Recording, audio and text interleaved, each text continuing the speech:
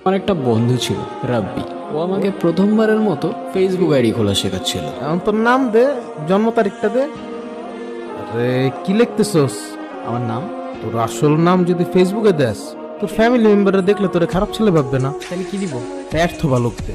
এটা তো তোর আইডির নাম ব্যর্থ বালক, তাহলে আমি কেমনে দিব? তাইলে তোর ইচ্ছা মতন একটা দে। পাইছি, উদ্দেশ্যহীন গন্তব্য। এটার মানে কি? মানে এটা অনেক কঠিন, তুই বুঝবি। আচ্ছা এখন চল তো তাইলে। একদিন স্কুল থেকে বাসায় ফিরে ছাদে বসেছিলাম।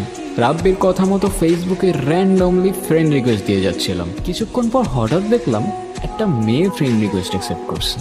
যাই হোক, বেশি কিছু না ভেবেই আবার একটা মেসেজও করে দিলাম, হাই। ঠিক 2 মিনিট পর ও পাশ থেকে রিপ্লাই আসলো, বাই। তুমি কি আমাকে ইনসাল্ট করলা? রিপ্লাই তো করো। কি রিপ্লাই করবো? কোথায় থাকো তুমি? বাই, পরে কথা হবে। এই দাঁড়া, মুড়ি কিন্তু শেষ হয়ে গেল, পরে কিন্তু আমার কাছে টাকা দে। আরে রাখ তো তোর মুড়ি, খাতি। কাল মে কুছ তো কালা হ্যাঁ। কি হয়েছে? কালকে প্রথমবারের মতো একটা মেয়ে ফ্রেন্ড রিকোয়েস্ট অ্যাকসেপ্ট করছি। আমি শিওর ফেকাই। বেকারি কেন বে?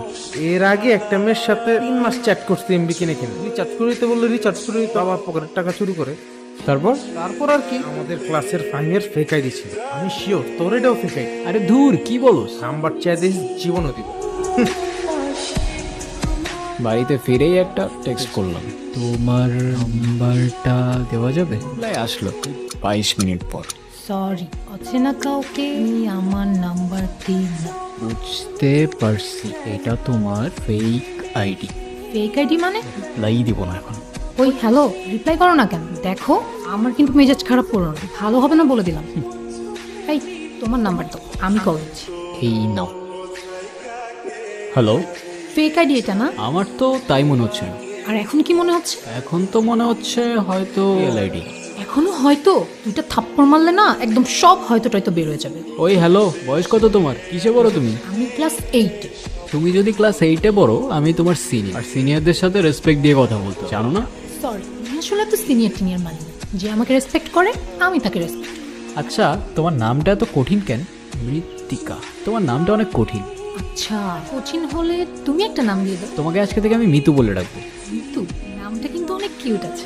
এরপর থেকে অলমোস্ট প্রতিদিন ওর সাথে কথা হতো, কিন্তু একদিন বিকালে হঠাৎ করেই মিতু কল ধরছিল না। ওই দিন যে কি টেনশন হচ্ছিল ভাই, সেদিন রাতে বাড়ির ছাদেই ঘুমিয়ে পড়ি। আর পরদিন বিকালে মিতুরই কল আসলো।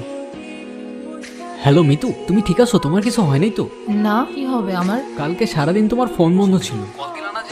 কেন প্রত্যেকদিন যে কল দিতেই হবে এমন কোনো মানে আছে নাকি? এভাবে কথা বলতেছো যে? আচ্ছা বাদ দাও, কালকে কল দিতে পারি নাই এর জন্য